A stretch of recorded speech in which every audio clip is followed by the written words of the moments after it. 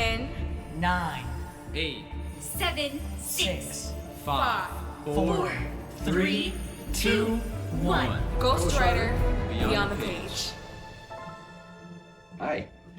Here we are, ready to go for episode 4 of Ghostwriter Beyond the Page. So far, Donna has gotten lots of very helpful hints from Ghostwriter to help her create her story. She's come up with an interesting character, unique settings, and some key plot points. It's time for her to put it all together. For the first time, her story is going to come to life. It's alive. Not that much different from the challenge that the doctor faced in Frankenstein as he has to deal with his creation. So let's see how Donna deals with her creation as she works to finish her book. Let's see. Welcome to Donna's video diary. Sapphire's adventure is really coming together.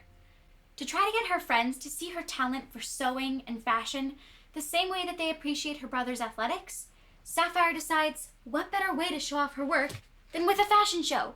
Perfect, right? But that's when the obstacles come in to create more conflict.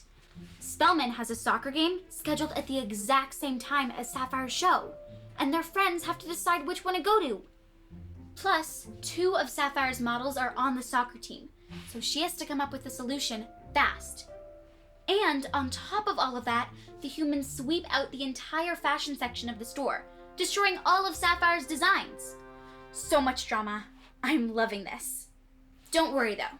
In the end, Spellman sees Sapphire's new designs and is really impressed.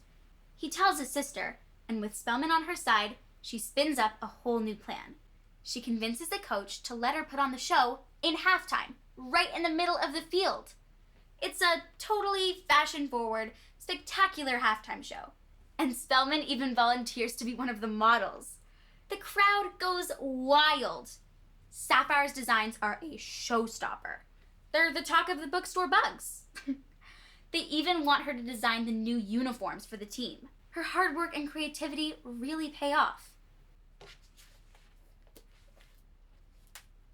You know, it feels like I practically just started. And now I almost have all the pieces ready to actually put together my story.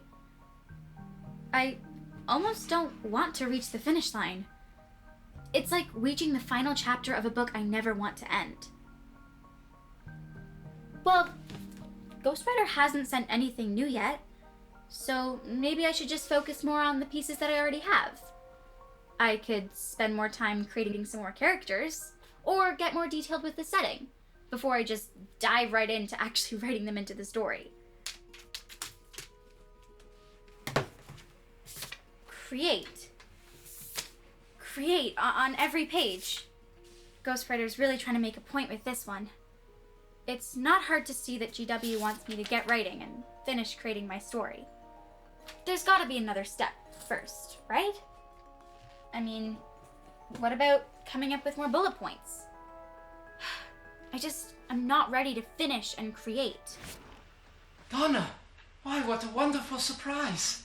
It's nice to see you too, Dr. Frankenstein. Your visit is well timed. I'm just finishing packing up some things. I'm traveling soon. Oh, well, I'm glad I didn't, miss you. Actually, I was wondering if I could ask you something. Of course. I'm happy to offer any insight I can. Well, you see, I've started this project, and I'm really close to finishing it. I've got all the pieces ready, and I just need to put them together. But I'm not sure if I feel ready for it to come to an end. I mean, you wish you had waited and really thought things through before you put together Bob, the monster. Well, the truth is, at first I did wish I had not been so eager to finish creating my monster. Oh. Well, what do you wish now? What I truly wish, looking back, is that I'd followed through with my experiment to the very end. That I taught him skills and compassion and shown him love. If I had seen my experiment through, then when he went out into the world, he could have had a truly good life. Well, that's not exactly the answer I was expecting, but I know you must be right. Bob did have a lot of potential to be good. If only he was given a chance. Exactly. Donna, I know sometimes we can get in our own way as we approach the final moments of things we don't want to end.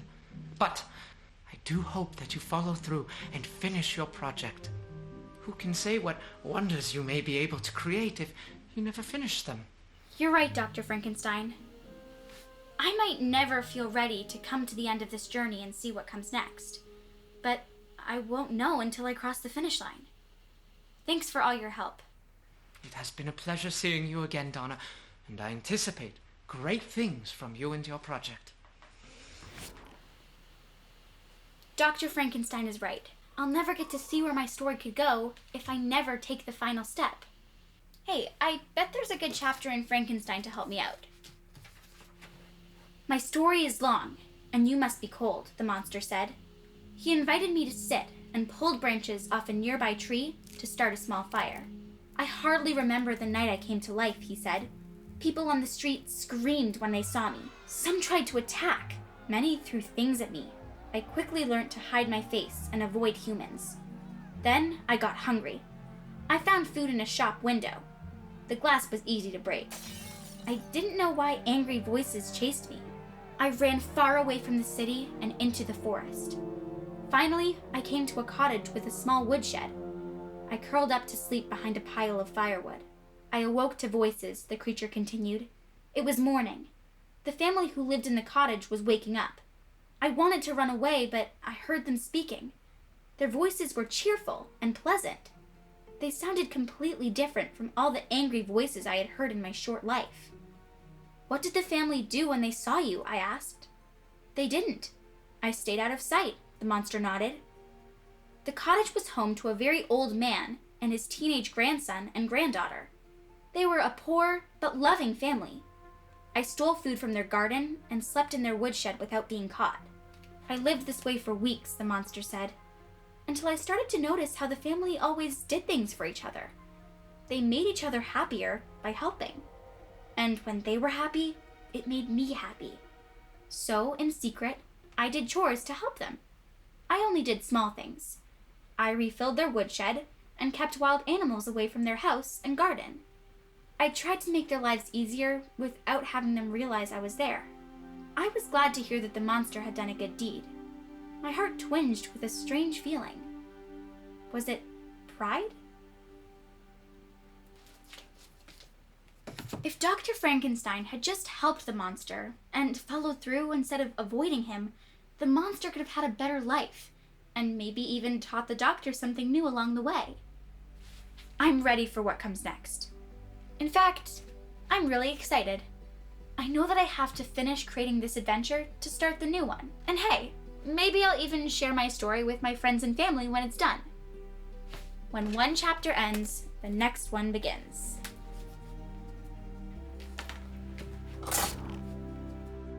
Now, if you want to dive deeper into the Ghostwriter world, be sure to read Frankenstein and go to the Franken-Ghost section of the activity guide. And of course, check in with the Ghostwriter gang on Apple TV Plus to watch episodes of the show. So until we meet again, keep on writing, keep on creating, and keep on sharing. Bye now.